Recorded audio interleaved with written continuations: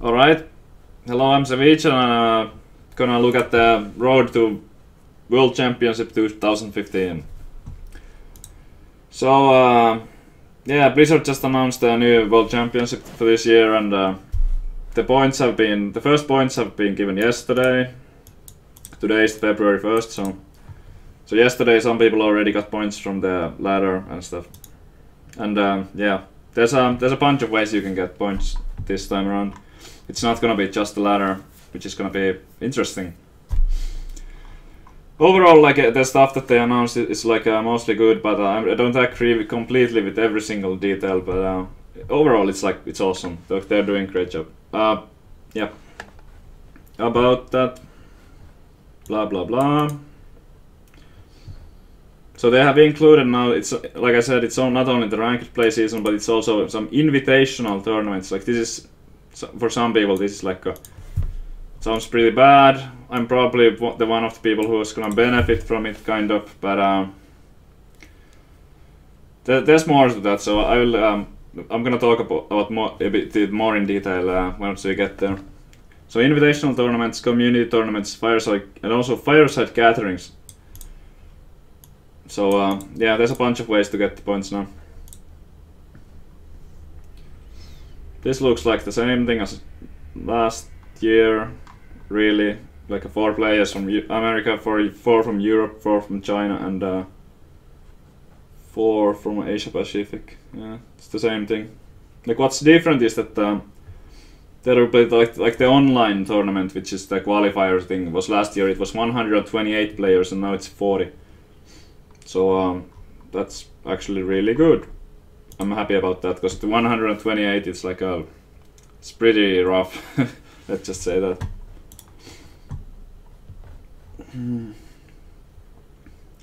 Last year I was stopped at that part of the thing. So, World Championship, the Hearthstone World Championship will take place in late fall 2015, featuring 16 of the world's best players. And yeah, the 16 are gonna come from with the distribution that I showed before. Late fall 2015. It doesn't say it, but it's gonna be BlizzCon for sure. Like everybody knows, it's gonna be BlizzCon. Yeah, so it's like the same time as last year, which was like early October, right? I think so. Yeah. Okay, so yeah, BlizzCon, blah blah blah. Deck lists are submitted to tournament organizers prior to the event, and that's basic. First round, dual tournament. Yeah, that's the same as everywhere. Second round of play, 8 player single elimination. Yeah, same stuff as last year. It's fair. Seedings. First ranks get some, like, don't get match up against other first rankings. But now we are getting to the more interesting part. So this was like the same as last year, really. The regional championship. So this time they're making like a. Instead of having the regional qualifiers, there's going to be regional championships with actual, like, real money at stake. So that's pretty cool. Like the combined money from this is, I think that's 30,000. No, it's 25. Okay, but still. So that's pretty nice. It's going to be a big event. The Hearthstone Regional Championship decided the 4 players from each region.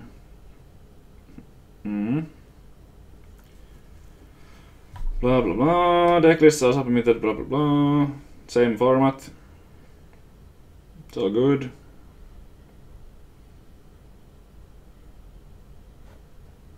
Through group series will be randomized. That's not too exciting either. Regional qualifiers.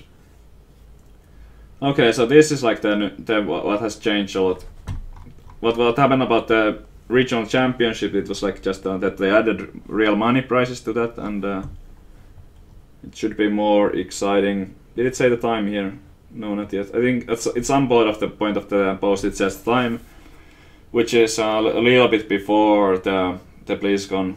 So it might be like DreamHack Stockholm again, or there might be some other event where they have it. But yeah. My guess is that it's gonna be like for Europe, it's gonna be DreamHack Stockholm again, but it could be something different. I have no inside information. The regional qualifiers. So this is the 40-man online tournament. Last year it was 128. I think this is really great that they have made it smaller. So if you worked your ass off the entire year to get the points and get to play that, this you basically have better chances to advance. Even if you get like some unlucky draws and drop a match here and there. Players will be seeded in the 40-player tournament, blah blah blah. Deck list submitted, blah blah blah. Double elimination, that's good. So this is another one of the highlights for me, at least. So last year in the regional, I think two of the highest point earners got direct seed to the qualifiers, which happened in Stockholm. But here it seems like this year, when you're going for the points, you don't need to be like top 2. You want to be top 8. Like that's where the cutoff is. So being top 8 with the points is like the best possible setup to go into the tournament thingies.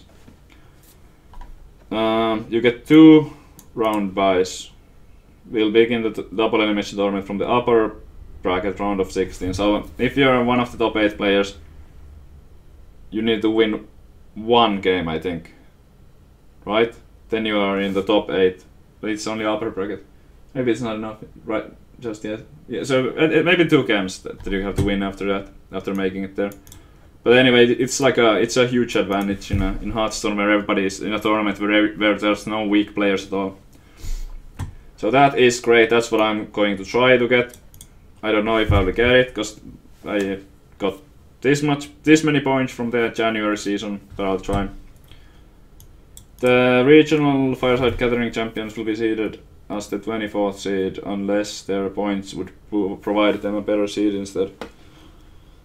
I don't know what to say about this. It's pretty weird.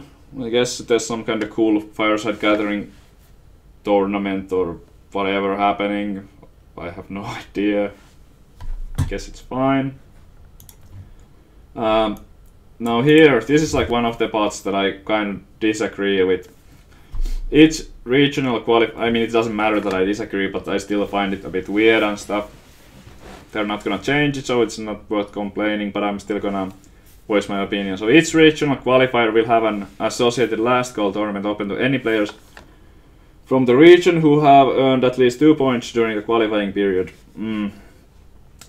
Yeah, so there's like this 10 months or 9 months or whatever that you can accumulate points and work your ass off playing all sorts of tournaments. Try to finish high on ladder and stuff. And then almost half of the players who make it to the top 40 tournament just get it from a single elimination tournament. Like what the hell? Like that's just... This is like a joke.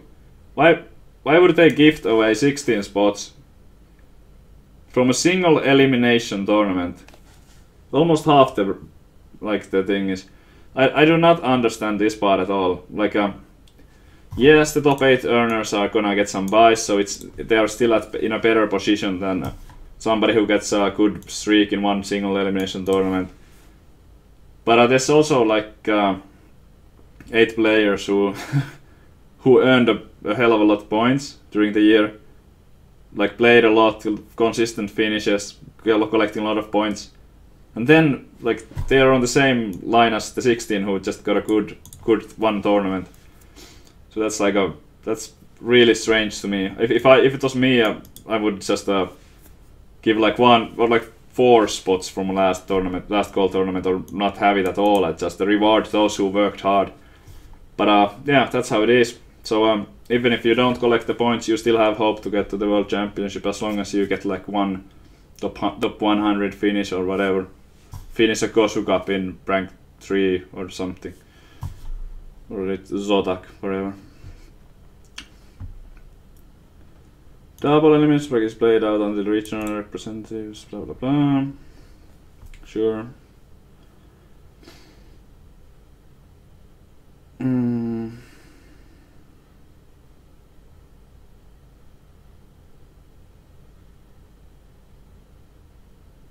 Right, hold on.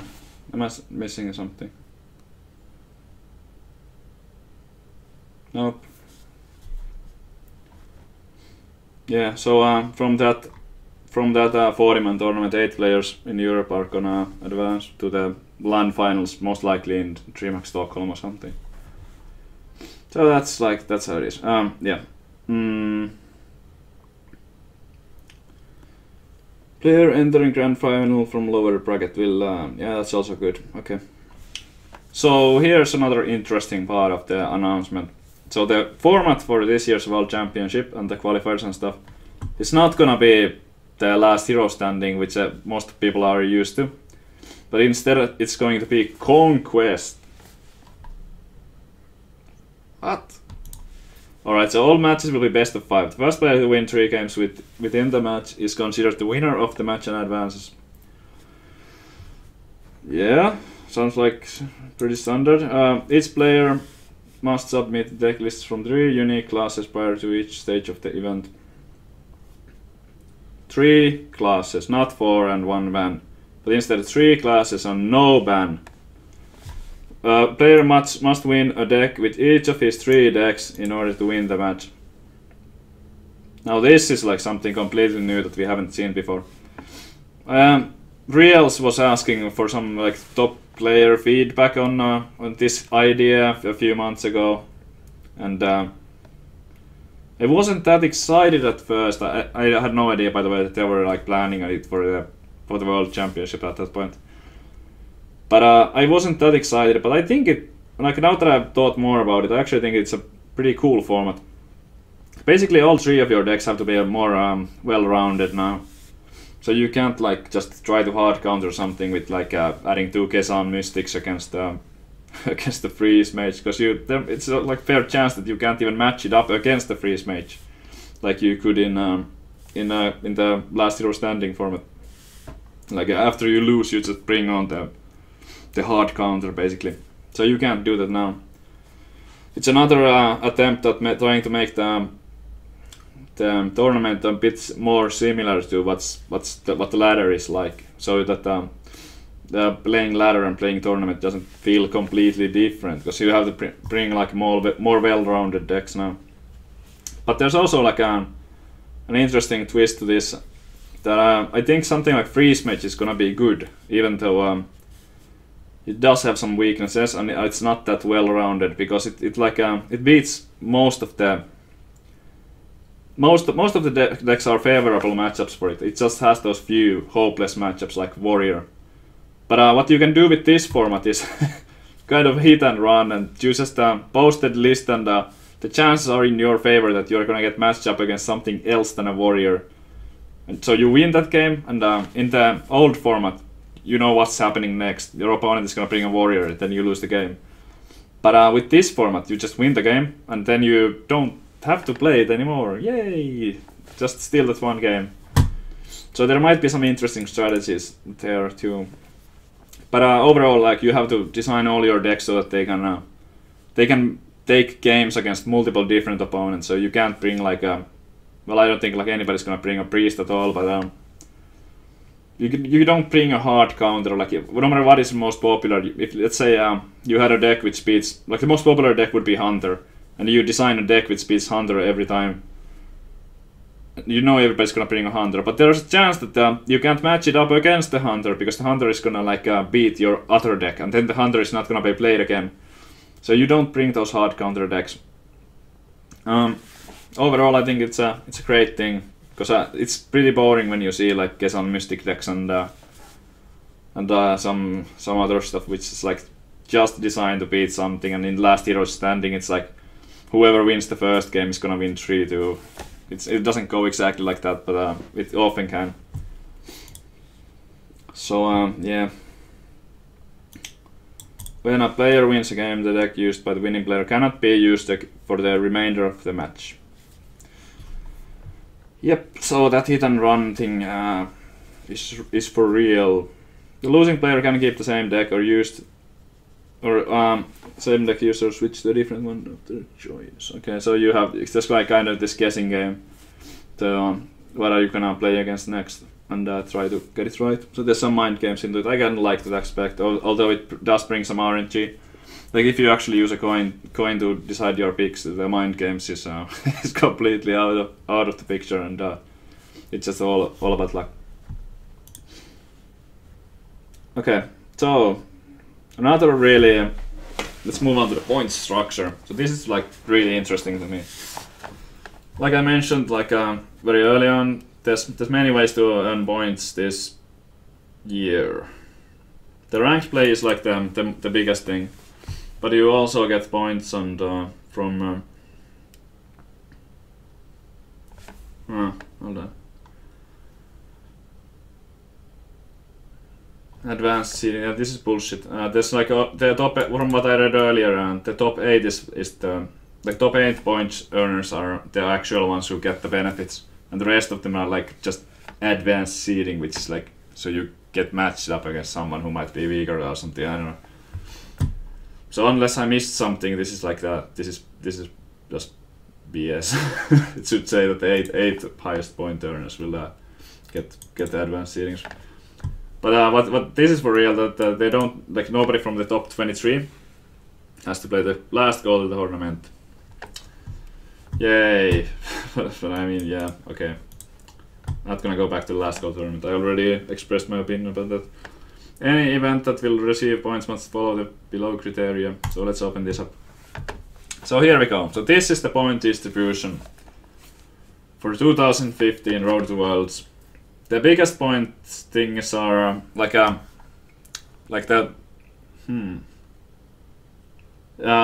most points available are from the ranked play, really.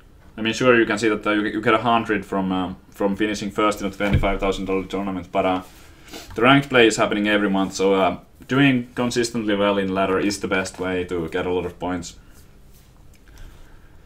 Top 20 is really where you wanna finish. If you're trying to go for the top 8 seeds, you should try to aim for the top 10. But if you just want a spot at the 40-player tournament, top 20 is good enough. And like finishing top 50 is still like okay, well, at some points. Then you might need to win some smaller cups and stuff to have enough. But yeah, 51st to 100. That 1 point is like completely meaningless. But it's still okay that it exists. Like. Yay! At least you get something, but it's like it's not meaningful at all. Alright, so another way to get points is our Hearthstone Cups. There was more detailed information about it somewhere on the page, but it was like that. This should mean the weekly tournaments, if I'm reading it right. Like they're open to everybody with a lot of players, and I don't really know what to think about this. Like the way that they're giving points from the Hearthstone Cups right now. Like I'm actually kind of annoyed because I don't want to play these tournaments because they take a lot of time and there's nothing to win really other than the points now. So I'm not that excited to spend 8 hours every Sunday to play a Zotac or whatever. What day is it? I don't even know. But I guess I might as well do it on stream and just have a good time. So whatever. It's probably good for me that they're giving points on this, because I as a professional really in this game, I have more time and I can consistently participate in these if I have to. But yeah, if I'm going for top 8 points, I guess I should play as many as I can. But yeah, that's one way to earn points. You really have to finish top 2, because that 1 point, once again, it's like pretty much meaningless. I hope we won't see any win trading with these cups when the season gets further and some people are like really close and you happen to play against a friend in the finals. And yeah, but that probably won't be an issue. Alright, so $10,000 tournaments. The thing about this, I'm just gonna double confirm from here. But the thing about these $10,000 and $25,000 tournaments was that they have to be half open, so that the amount of invitations is 50% for the top 16. So basically it's gonna be like I expect that the big tournaments, if they were not planning to do that, so like the Seed Story Cup and DreamHack events and so, that they would like because of this, that they would kind of move on to the half open qualifier format, so it can be part of the Road to BlizzCon thingy. and so I would expect almost every every live event with these kind of prizes to be half open now. So that's good. I actually, even though I've been like last year, I've been getting a lot of invites. So less invite spots might mean less invites for me, but I'll just play the qualifiers, like whatever. I'll still be there. So that's kind of great, I think. So if you're like an up and coming Hearthstone star, you can your chances are better now. There's more qualifiers coming up and stuff. So even though this at first it might look kind of unfair that people who receive more invites are in a better spot to earn these points than those who don't, because they don't have access to these tournaments so easily. I still think that because of the 50% open qualifier spots, it's a good thing for everybody, because this kind of pushes the tournament organizers to have more open qualifier spots in general. If you catch my drift, but yeah, I think it's a good thing. But it's a bit shady in a way, like because it should be like a lot of people. Shady is the wrong word, but a lot of people would think that everything would have to be like even, like then no invites anywhere, and if it's like an invite tournament, then there can't be points because it's unfair in a way. But I still kind of think that this is pretty cool.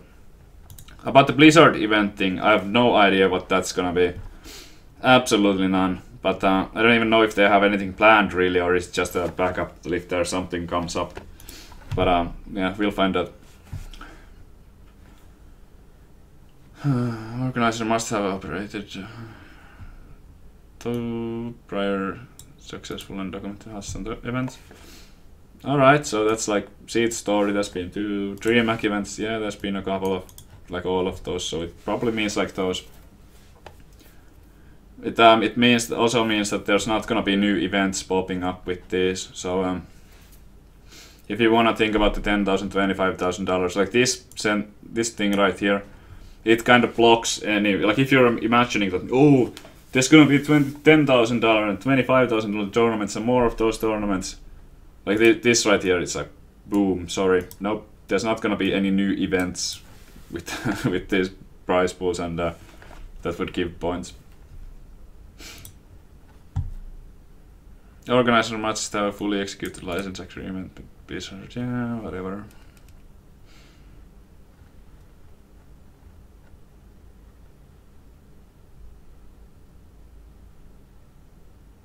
No, wait, I was reading this wrong. The Hearthstone Cup, like that's only, like the 2 prior successful and thing, that was only with the Hearthstone Cups. So with the $10,000 and $25,000, as long as they have a license.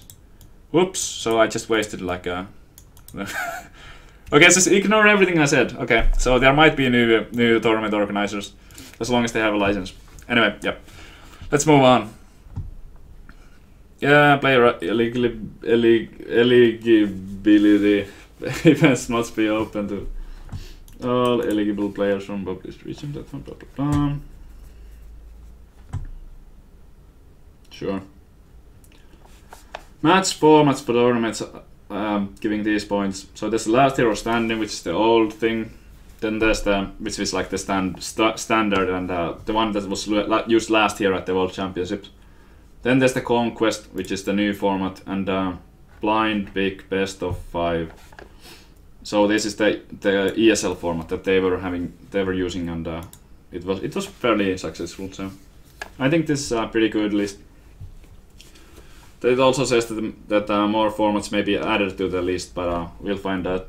Most likely there won't be that many new formats showing up. It's just gonna be these 3. And maybe the Coop thing, if the Coop thing gets more popularity. Tournament format. Yeah, nothing interesting there. These are like the standard ways to run events. What? Events must not advertise pornography. That's so lame. So no Pornhub tournaments then for World Championship points. Okay.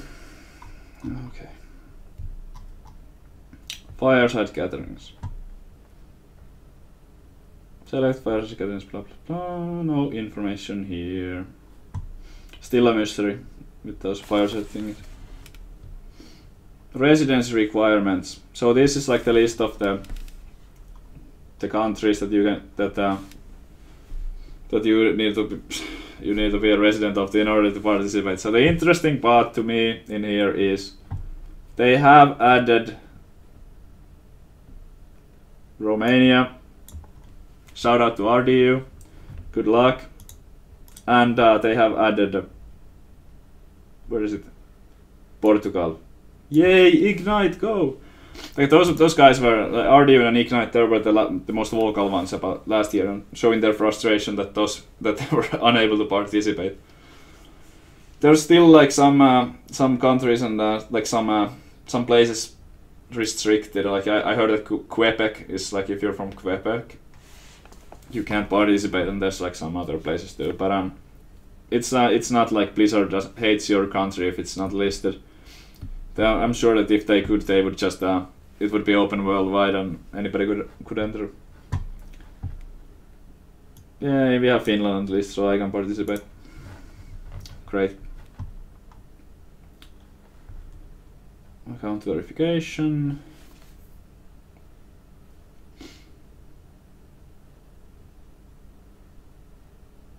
Must show an eligible country. So within the region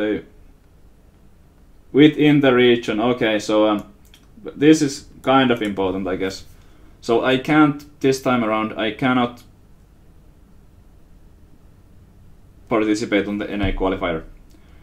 Because my country, which is Finland, is not on this on the American server thingies. So it's not, my country is not eligible within the region I wish to compete in. So that's fine. But basically, my NA account now is like woohoo. Because last year it was possible, and I even played the NA qualifiers. But now it has to be the European one. The players battle like match those of the public. Blah blah blah. Yeah, no, so you can't have somebody else play for you.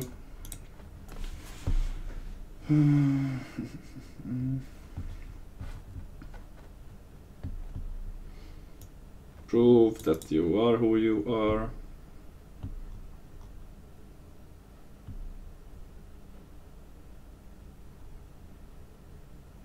I think that's it.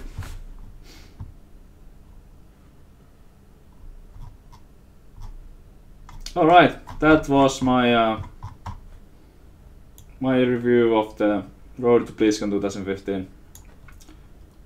Great stuff, new format, better than last year with a 40-player online qualifier thing. Still gonna be BlizzCon, still gonna be probably ESL and DreamHack. I don't know why they would change that. Getting points from invite tournaments a bit weird, but there's more open qualifier spots now and stuff. Yeah. Overall, great stuff. Thank you. That was